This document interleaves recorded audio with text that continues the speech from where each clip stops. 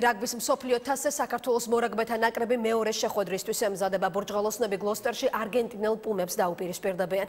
გათამაშების სასტარტო შეხვედრა არგენტინამ ზელანდიასთან დათმო, საქართველომ კი ტონგას მოუგო.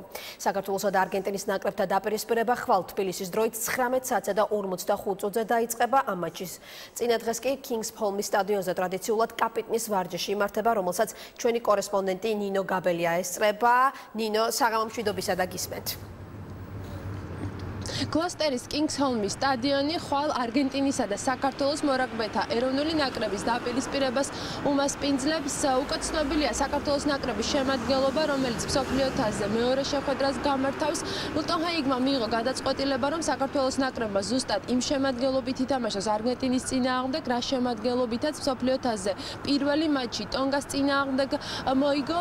დღევანდელ დღეს იმართება ტრადიციულად კაპიტნის ვარჯიშები, უკვე დასრულდა არგენტინის ნაკრების მატჩის წინ ბოლო ვარჯიში, რის შემდეგაც გაიმართა პრესკონფერენცია. ჟურნალისტების კითხვებს უპასუხეს ეროვნული ნაკრების მთავარმა მწვრთნელმა და მოთამაშეებმა. არგენტინელებმა აღნიშნეს, რომ ბოლო პერიოდში ისევე როგორც საქართველოს ნაკრების შემადგენლობაში, ასევე არგენტინის ნაკრების შემადგენლობაში მოხდა ცვლილებები, თუმცა მათ აღნიშნეს, რომ ცვლილებები მოხდა სასიკეთოდ და ასევე აღნიშნეს ისიც, რომ საქართველოს ნაკრებმა პირველ შეხვედრაში ტონგას დამარცხებით დაამტკიცეს, რომ ეროვნულ ნაკრებს აქვს პროგრესი და საქართველოს ეროვნული ნაკრები არის ანგარიშ გასაწევი ძალა. საკმაოდ მძიმე პირველი თამაში ჰქონდა, თუმცა ახლა მთელი ძალებით გადმოვერთეთ ხვალინდელ შეხვედრაზე. გუნდში დანაკლისი გვაქვს, თუმცა ეს არაფერს წვის. საქართველოს ნაკრებმა ტონგასთან მოგებით დაამტკიცა, რომ ძლიერი გუნდია. ქართველებმა ძალიან კარგი თამაში აჩვენეს.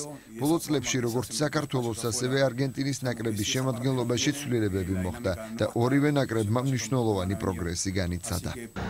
საქართველოს ეროვნული ნაკრების კაპიტნის ვარჯიში კინგსჰოლმის სტადიონზე რამდენიმე წუთში დაიწყება. თუ რა კომენტარს აკეთებენ ქართველი მორაგბეები მნიშვნელოვანი მატჩის წინ, ამას უკვე ხვალ მოამბის ხვალინდელ გამოშვებებში იხილავთ. შეხვედრა კი საქართველოსა და არგენტინას შორის ხვალ თბილისის დროით გლოსტერში კინგსჰოლმის სტადიონზე 19 საათსა და 45 წუთზე დაიწყება. შეხვედრის პირდაპირ ტრანსლაციას საზოგადოებრივი მაუწყებლის პირველი არხი შემოგთავაზებთ. მადლობ ნინო, ეს იყო ჩართვა გლოსტერიდან და ნინო გაბელია, რომელიც ხვალ ქართველი და არგენტინელი მორაგბეების მატჩს გააშუქებს.